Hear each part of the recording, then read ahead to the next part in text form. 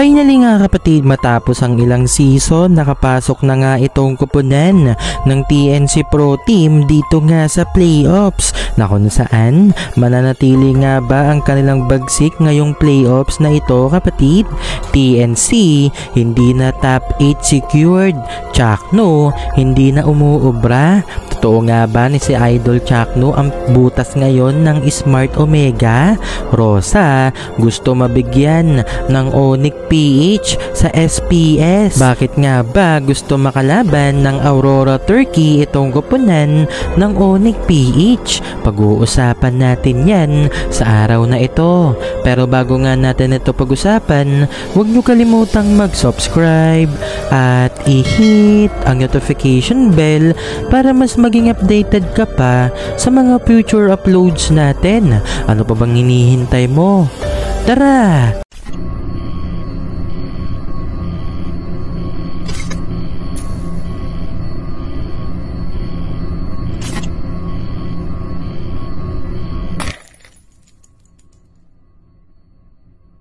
Ngayon nga kapatid ay usap-usapan nga itong magandang performance ngayon nitong kupunan ng TNC Pro Team na kung saan finally nga kapatid matapos ang ilang season sa MPL PH ay hindi na nga bonus round itong kupunan ng TNC.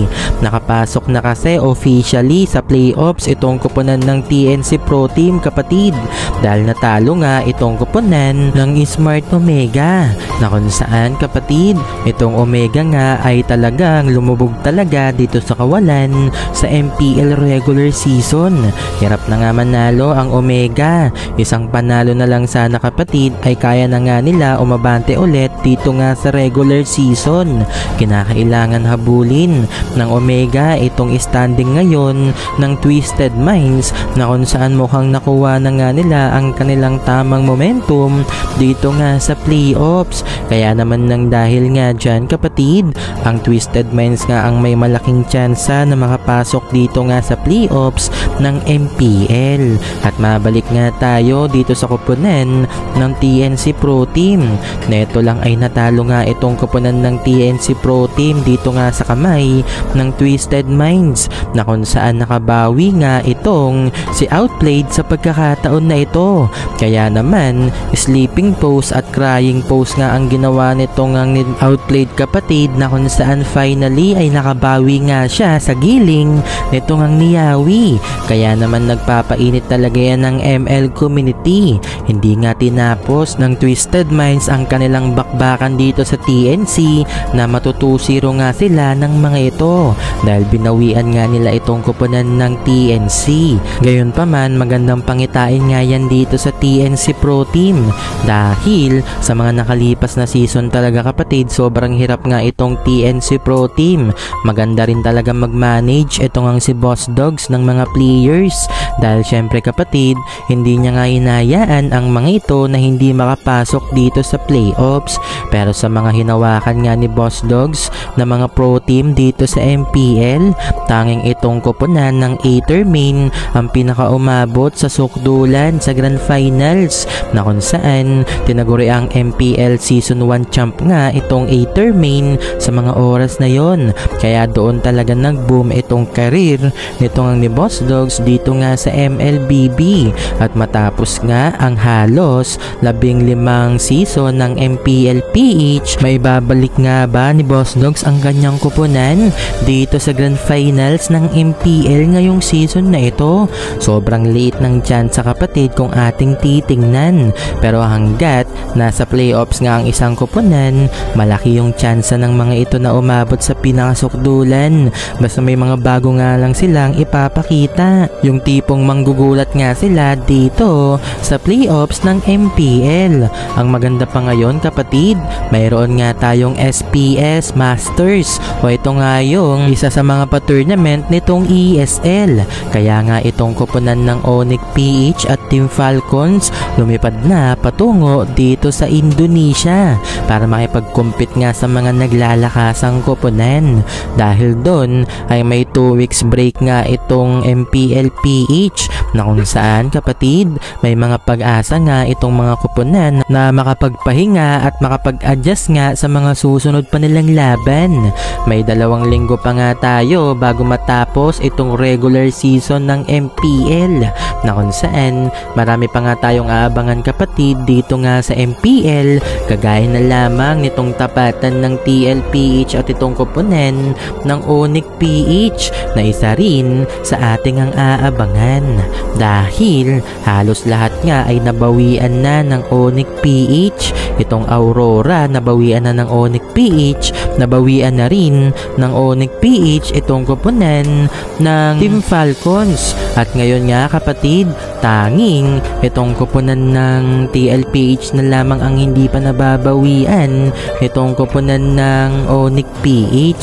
Sa week 7 nga natin mapapanood yung bakbakan ng mga ito na kung titingnan, isa talaga yan sa ating aabangan kapatid na kung saan parehas malalakas nga ang mga yan.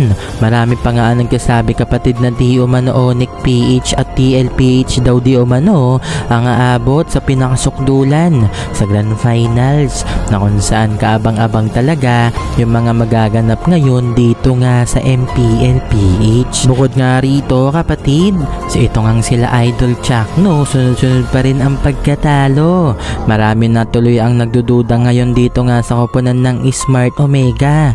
May mga nagdududa na rin dito nga sa ipinapakita nito nga ni Idol Chakno na kung saan may mga nagsasabi nga kapatid na di umano si Idol Chakno raw ang butas ngayon ng Smart Omega. Kung atin din naman titingnan, ang kupunan nga ngayon ng Smart Omega, hirap na hirap manalo. Hirap na hirap nga sila dito sa kanilang mga bakbakan. Syempre kapatid, naglakasan na nga yung ibang kupunan pero itong Smart Omega imbis na lumakas ay mas lalo pa nga silang humina. Pinalitan pa nila itong si Ryota na kanilang ang EXP laner at ang pinalit nga nila ay itong si Luis na kung saan hirap nga ito makipagsabayan.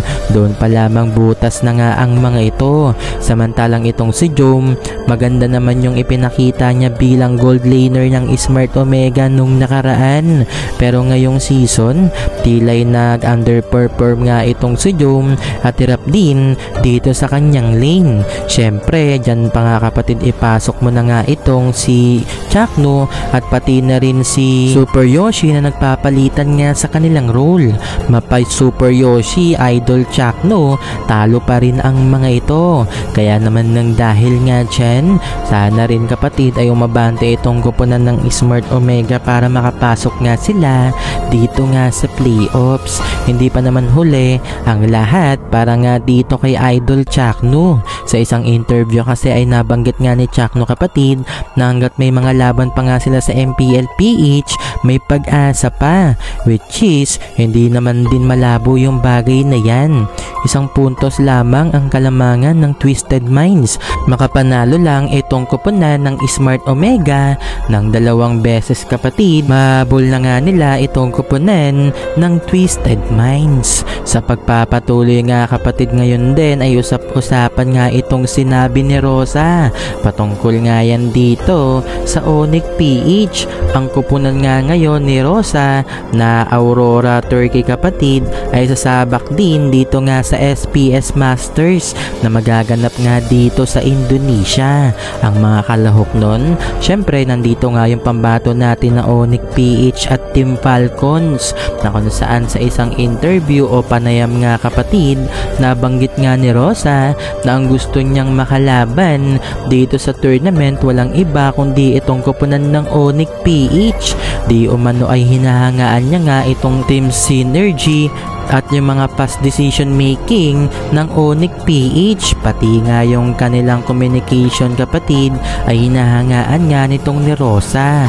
Yung mga ganyan daw factor ang gustong gusto niya sa isang kupunan, kaya gustong gusto niya nga makalaban itong kupunan ng Onyx PH dahil naniniwala nga itong si Rosa na kapag nakalaban nga nila ang kupunan ng Onyx PH kapatid, marami nga siyang matututunan bilang isang pro player at sa kanilang kupunan para mas mag-improve pa nga sila sa mga susunod pang tournament na kanilang sasalihan. Sa madaling salita ay nire-respeto nga ni Rosa pa itong koponan ng Onyx PH ngayon na napakalakas at kinukuha na nga ulit ng Onyx PH kung ano nga ba ang sa kanila. So kapatid, ano ang reaksyon mo sa video na ito? Idol Chakno, makakabangon pa nga ba dito sa MPL PH o marapat na lang talaga na lumipat na nga siya ng ibang koponan? TNC Pro Team, mag-early exit ba o magtutuloy-tuloy dito sa playoffs? I-comment mo sa baba.